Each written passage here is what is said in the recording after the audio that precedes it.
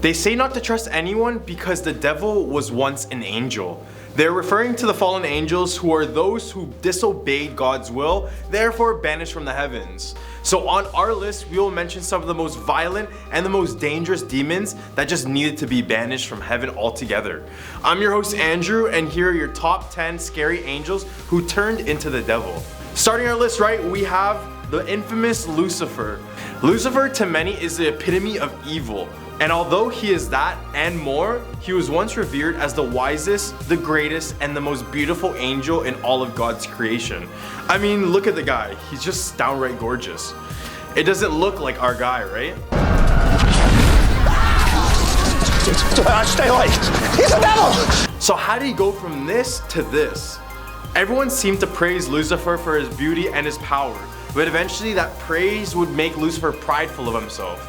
This pride led to him questioning God himself. He didn't believe in predestination, which is a concept that involves the destiny of all beings under God's will and command. He wanted everyone to be free-willed. Eventually, Lucifer would argue with God until it led up to an all-out war in the heavens.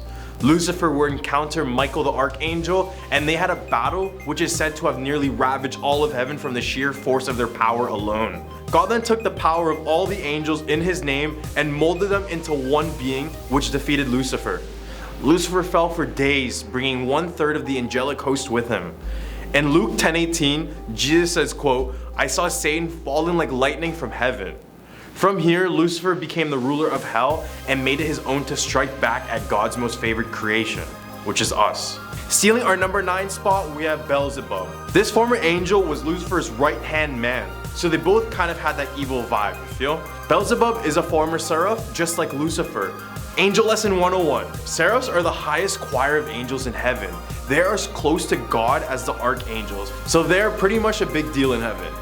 He was made before the creation of heaven and earth, so he's one of the oldest angels, which brought a lot of wisdom and knowledge in the heavens. When the angel rebellion happened, he was one of the first angels to have fallen and woken up. Due to this, he was the advisor to the devil and was even the one who recommended to attack God's creation, which is us humans. Like, come on, Beelzebub, you couldn't pick anyone else? At our number 8 spot, we have Andrus. Yes, the former 2 angels we mentioned are probably the most darkest and the most evil ones. I mean, who's more evil than Lucifer? Well, Andrus comes pretty close to it. He is often regarded as the great Marquis of Hell or the Grey Knight. He was a skilled swordsman and assisted in Lucifer's rebellion. After the fall, he was depicted as a humanoid with angel wings and an owl's head.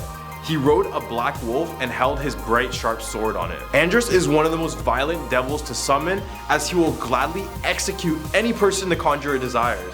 So he's kind of like a personal hitman. Right at our number 7 spot, we have Belphegor. This is literally the demon lord that handles the sin of sloth. He is also one of the 7 great kings who rule over hell. He ended up there for a good reason. When he was in heaven, he was a part of the choir of principalities, which was the 3rd choir of the 3rd angelic sphere. He was a very lazy angel and didn't do much for anyone except himself. These would foreshadow his sloth tendencies. When the angel war occurred, he didn't choose any side. But just because he didn't choose God's side, he was banished, turning him to the archdemon of sloth. He comes up on earth to draw victims into a constant state of procrastination and idle dreaming. Probably sounds like a few of us watching. Surprisingly, at our number 6 spot, we have the Grigori. This group of angels are often regarded as the Watchers. They are created for the sole purpose to guide the first humans on earth. These angels were both physically and spiritually gigantic. Despite their large stature, they worked together as one. They were so great at what they did, but as humans evolved, so did they. But sexually, they would eventually make mortal wives bear their children, which created a horrible abomination known as the Nephilim. These were man-eating giants that took over humanity. So what did God do? The Great Flood. Hey Noah, you ready? Right in the hump of our list, we have Belial. He is often regarded as hell's brightest fire and the king of evil, so he probably doesn't have a single good bone in his body. Before his fall from grace, Belial is one of heaven's most beautiful angels, and he was created right after Lucifer, so I guess God just made all of the most beautiful angels at one specific time. He was also very powerful. As an angel, Belial was able to slay numerous angels during the war, and as a demon, he slaughtered large demonic armies that attempted to move against him or any of the other 7 great kings. He was noted to have a strong, attractive voice. After his fall, he would become the demon of lies and guilt, because his voice was that strong. All the way at our number 4, we have Clifford. This demon is known as the Earl of Hell and the ruler of the 29 legions of demons. He appears in the form of a deer with a fiery tail and angel wings.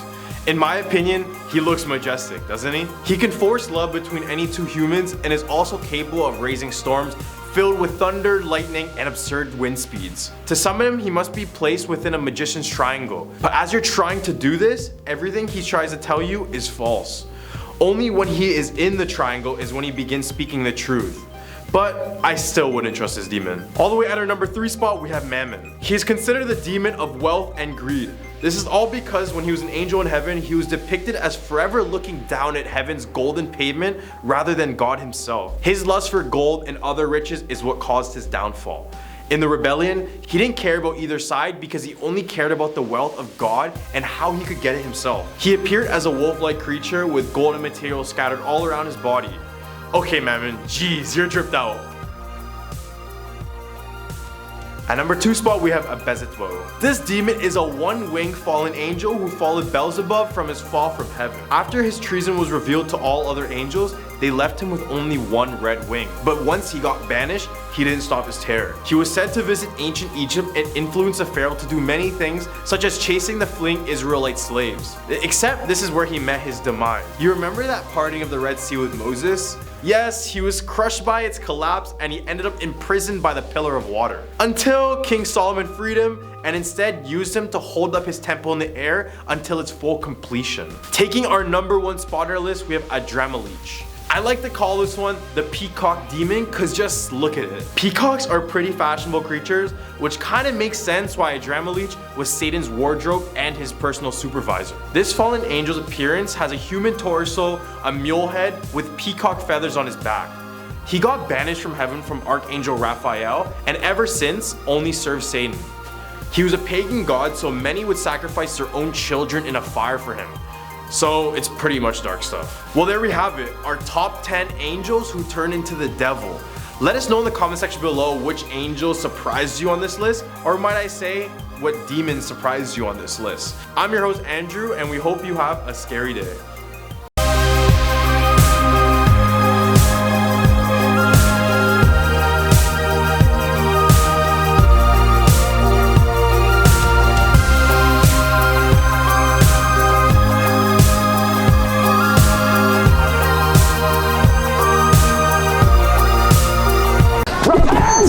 The devil Isn't finished with you yet.